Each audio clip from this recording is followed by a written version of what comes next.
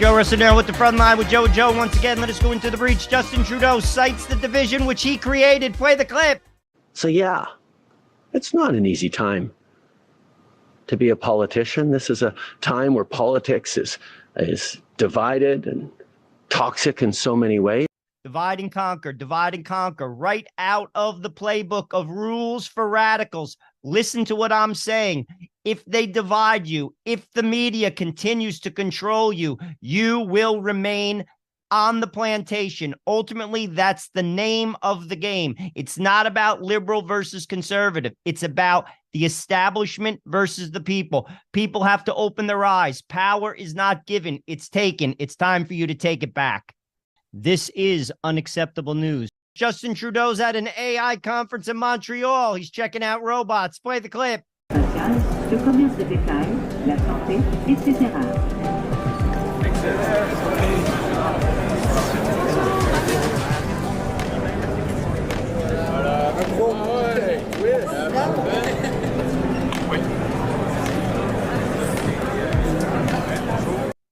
I'd like to see a Trudeau robot. What do you think? I think it would probably do a better job.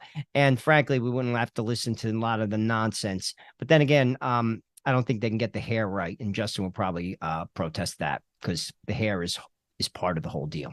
Justin Trudeau courts the Indigenous vote. Play the clip. Reconciliation matters. And dealing with our past and our present and our future in the right way matters. And Canadians haven't changed their minds. People still know this is an essential part of who we are as a country as we move forward. Et c'est notre responsabilité à tous. Tous qui sont ici en tant que survivants, tous qui sont ici en tant qu'enfants de survivants, mais tous qui sont ici en tant qu'alliés, les Canadiens. I'm so glad to see so many kids out here today. It was important for me that I come out with my son Hadrian, because I wanted him to understand not just the challenge and the challenges and trauma of the past, but also the strength and vibrancy of this community, of Indigenous communities and people across the country. Because we have a lot of work to do, but we are doing that work. We're doing it together. You are doing that work.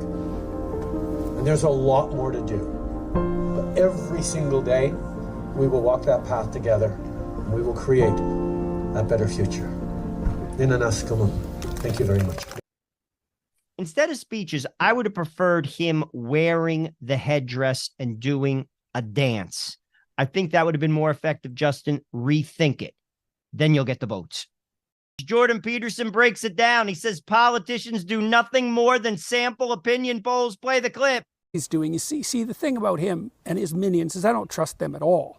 I think that what Trudeau is doing is testing his fingers in the wind constantly to see where the easiest moral advantage can be obtained and then driving down that direction as fast as he possibly can. I don't believe for a second that he has any such thing as principles.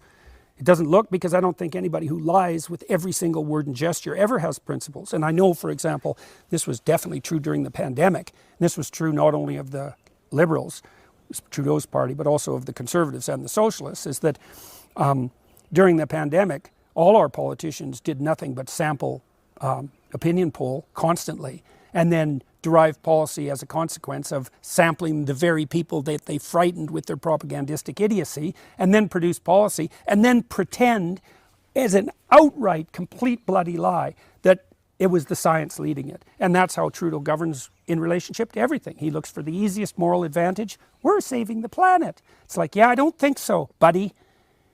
It's not an easy thing to do to save the planet. And what are we going to do? We're going to go down Germany, the route of Germany?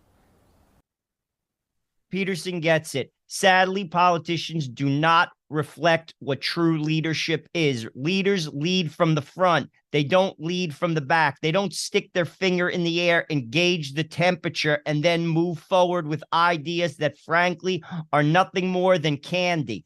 Candy given to children simply to get votes. Peterson gets it. It's about time the people get it, because it's not about two parties fighting against each other. It's about the establishment versus the people. Who do you believe? Jagmeet Singh, Justin Trudeau, the media, or moms who are shopping for food? They can't afford to feed their families. Stop listening to the talking points and look at your refrigerator. Play the clip. So I am here at No Frills. It is one of the cheapest places that you can shop. I said Walmart last time, but I think this might be cheaper, but it depends on what you're going for.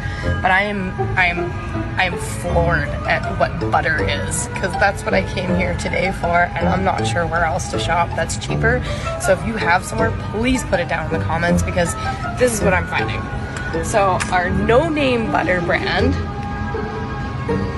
is that price right there. Yeah, and then I'm buying the stuff that's on sale just above it for $5.99. That's like $6 for butter, and normally it's like even more. It's above $7. So I don't know. I think that personally is asinine, but yeah, I guess that's where we're at economically. I'm gonna cry.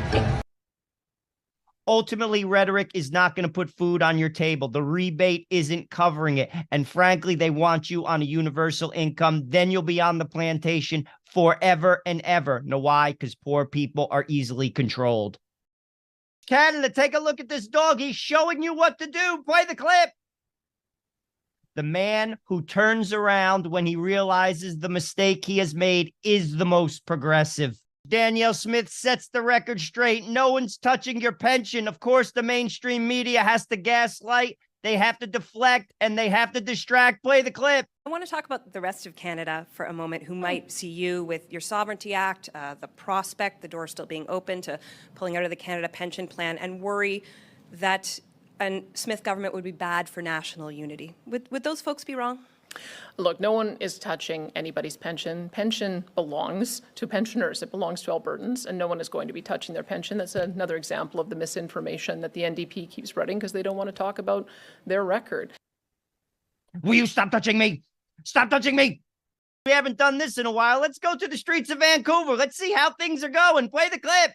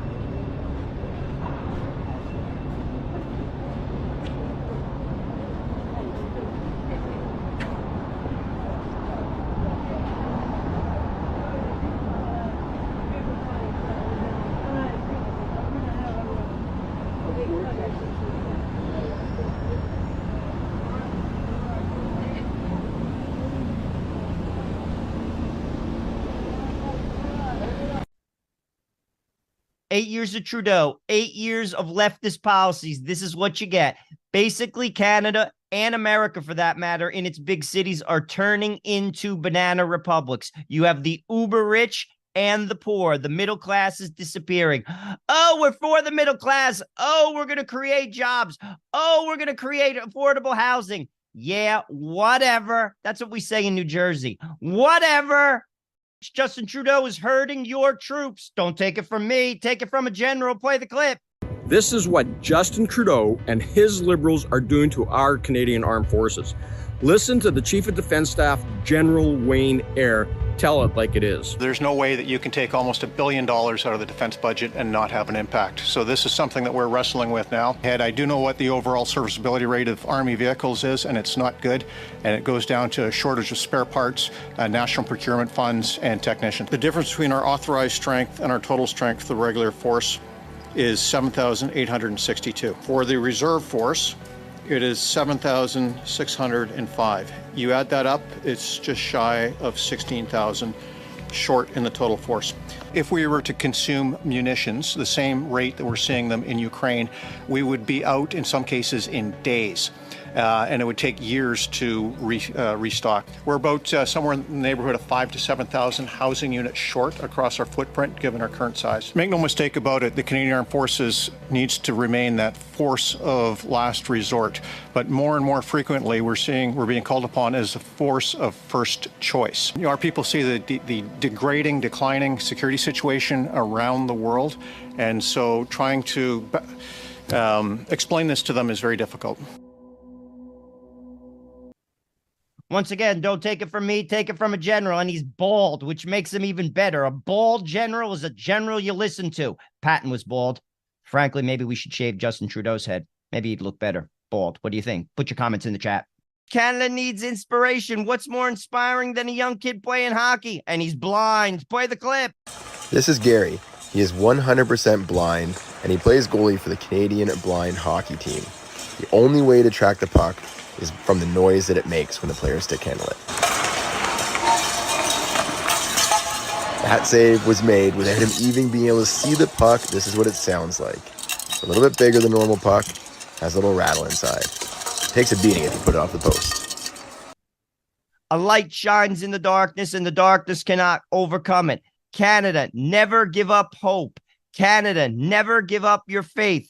Gary, we love you, brother. You are an inspiration. Lead the way. Show us how to do it. Ultimately, we can do it. We've done it, and we'll do it again. To all my Canadian American friends, if you like what we do on the front line, I'm asking you to give $1. Just $1. Production costs money. We do it for you. We are self-funded, and $1 goes a long way. That's less than a cup of coffee. In Canada, a cup of coffee might cost $5, so you're getting off easy. Please, just give us $1, and we'll keep the content coming your way. God bless you, and remember, stay free.